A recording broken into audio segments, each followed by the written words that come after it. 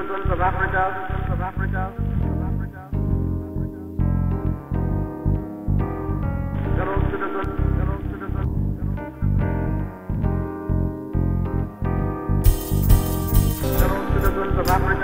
of Africa,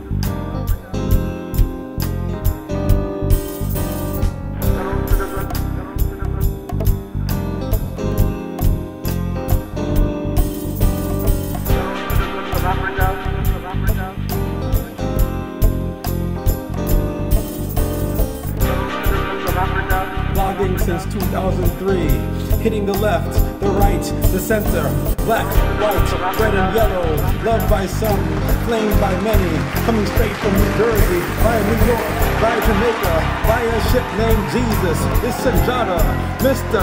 Ola Tunji! Welcome to Garvey's Ghost TV, February 21st, 2011. In the news, Mubarak has left Egypt. A week after our last broadcast, where Mubarak was delayed for his day of departure, he has left his position as president of Egypt. Oddly, like the recently deposed head of Tunisia, he has fallen ill. We here at Garvey's Ghost congratulate the Egyptian people on trading a military-backed dictatorship with a military dictatorship. Seeing the recent uprisings across the Arab world, we need to ask a question. Is Al-Qaeda winning? Mind you, when spokesmen for various Al-Qaeda cells speak, they often refer to the corrupt leadership in Arab lands. Those corrupt leaders often being backed by the West. So, if we put aside Al-Qaeda's tendency for suicide bombing and looked at the part where they discussed the removal of corrupt regimes, we have to ask, are they getting what they want? It is arguable that if these various uprisings succeed and genuine Arab leadership arises that is independent from the West, that Al-Qaeda would have won. Think about it. In other international news, Uganda has recently had an election. The Black Star News is reporting on election irregularities in this recent election, such as the FDC, that is Forum for Democratic Change, opposition party, has intercepted 50 ballot papers that were sent to be stuffed in one ballot box. In other events, people were discovered voting with long-sleeved shirts with extra ballots hidden in the sleeves, which were then to be released into the ballot boxes. Polling station agents in some instances have been forced to sign election results declarations before the voting had even started. In one polling station, it had already declared its results in which 130% of the voting population had turned out. It's been reported that in those precincts, they were using Diebold electronic voting machines with no paper receipts. Coming to the United States, Mississippi license plates. While New York State drivers are in awe of their new retro license plates, the government of the state of Mississippi is considering a new commemorative license plate. This plate would be in honor of Confederate General Nathan Bedford Forrest. Who is he, you might ask? Well, besides being a general on the losing side of the U.S. Civil War, and after shooting down a squad of surrendering black Union troops, he went on to found the infamous Ku Klux Klan. And if you don't know what they are, that was the group that got its kicks by stringing up black men and women while eating sandwiches with their families on grass. The governor of Mississippi, Haley Barbour, doesn't think that this issue arises to the level of denouncement. Because, you know, the Klan is nowhere near as bad as, say, Farrakhan or Reverend Wright, whom presidential candidate Obama was made to denounce repeatedly during his presidential campaign. We wonder, who has Farrakhan or Reverend Wright shot or strung up? But perhaps we here at Garvey's Ghost are seeing this as overblown.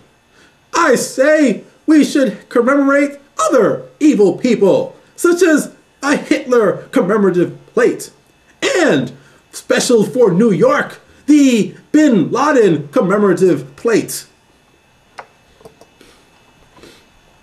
In other U.S. news, apparently we have new HBCUs. That's historically black colleges and universities, for those who don't know. Apparently, the Ohio State University and Miami universities are, in fact, black colleges. According to the Conservative Center for Equal Opportunity, the OSU and MU black students at both schools have a leg up on white students with comparable test scores and academic records. The center found that black applicants at Ohio State and Miami apparently have a 10-to-1 and 8-to-1 advantage over white students. Whoa. Never mind that 10% of the student body of Ohio State University are black.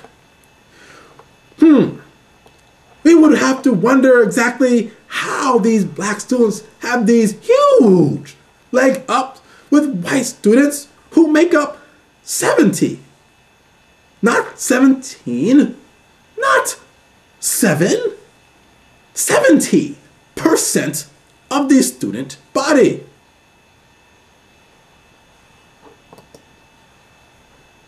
In other U.S. news, the ongoing Wisconsin labor dispute.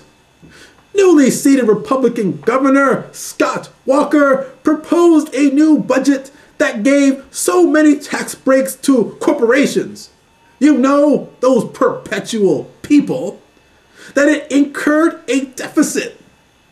So he decided to balance the budget on the backs of public employees. In the process, and triggering the reason for the protest, he decided to go for the gusto and gut the union's ability to be, well, a union. Adriana Inman, an organizer with the Fairfield Tea Party in Southwest Ohio, said, "We weren't well versed in everything about the bill and why they're doing what they're doing, except that we're broke as a state." Weren't well versed. You know, that would make a very good slogan for the Tea Party. Not well versed. Let me tell you how not well versed the Tea Party is. In Nassau County, New York, the Tea Party county executive repealed a tax that was implemented to close the county budget. He was warned repeatedly by the state auditor that the county would be taken over by the state if it did not replace the funds from that tax. He refused to listen, and Nassau County went broke and was taken over by the state. Not well versed in the art of governing. Now, let's turn to some of the supporters of this union-busting bill, such as this small business owner. With the governor. Let's be serious about it, and you can't keep spending more than's coming in.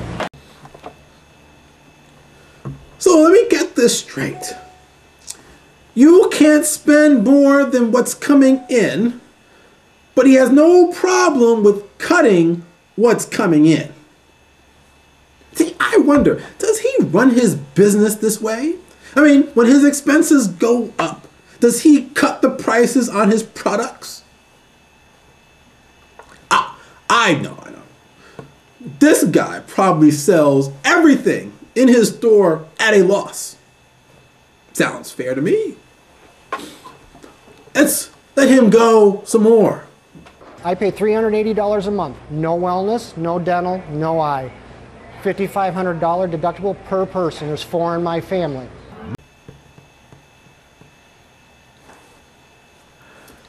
So he has to pay so much for health care and health insurance. Well, if he was so concerned with the cost of health insurance on him, his family, and his business, then he should have been the first one in line for universal single-payer health care for everyone. See, then he, his entire family, and his employees would be covered, and his business would not have to shell out to a private company who raised his rates on a whim, like 40% like it happened in California. But I suppose he didn't want universal health care. He likes being dicked by health insurance companies, and perhaps thinks the rest of us should like it too.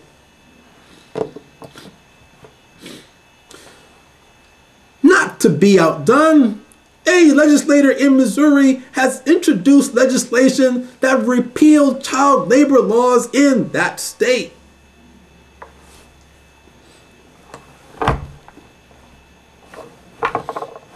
Not well versed.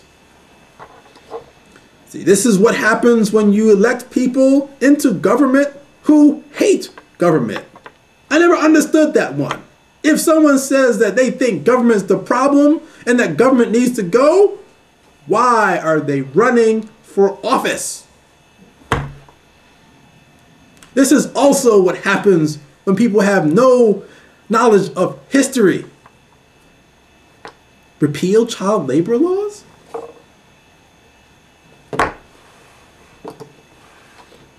I'm Mr. Tunji. This has been Garvey's Ghost TV, February 21st, 2011. Ting and ting and ting.